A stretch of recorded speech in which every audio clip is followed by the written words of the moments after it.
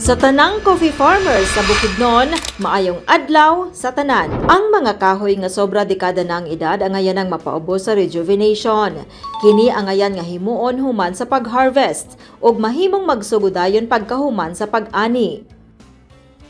Alang sa mga ka-coffee farmers, ania kita karon aron makakaton og unsaon nato pag-rejob sa ato ang kapihan. Ang kape nga sobra na pulo ka tuig og dili na siya mohatag og sakto nga bunga, kinahanglan nga ato na ni siyang putlon or atong i-rejob para kini siya mobalik og pagabata.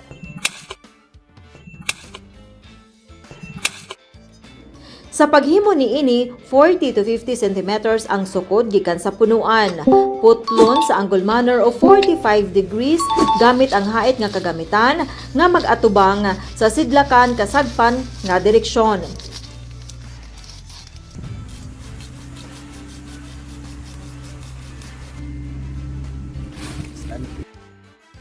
Pintala ng angle cut aron malikayan ang pagsunop sa tubig.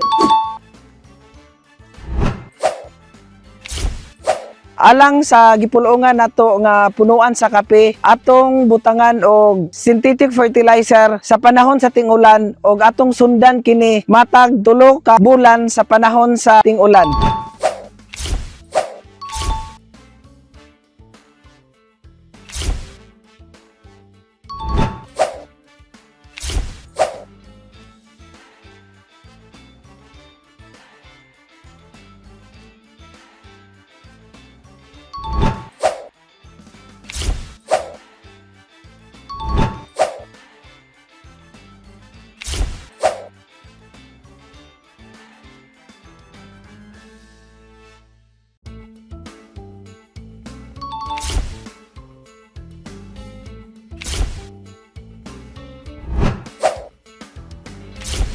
Sa panahon nga mag-spray ta, ang ato ang mixing kinahanglan ta magamit og fungicide og insecticide. Tungod kay ang fungicide makatabang siya sa mga sakit sa atong kape ilabi na sa leaf rust. Dayon maggamit pud tag insecticide kay para sa mga insekto nga motakboy sa ato ang kape. So ang mixing sa ato ang fungicide is 5 ka kutsara sa 16 liters nga tubig og 3 ka kutsara nga insecticide og 5 ka kutsara nga foliar fertilizer og ato na siyang isagol og maoy atong i-spray.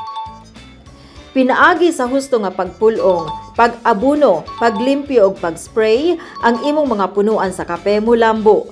Maghatag kanimo og mas maayo nga ani sa umaabot nga tuig. Among panghinaot ang himsog nga mga punuan sa kape ug abunda nga ani para sa atong coffee farmers.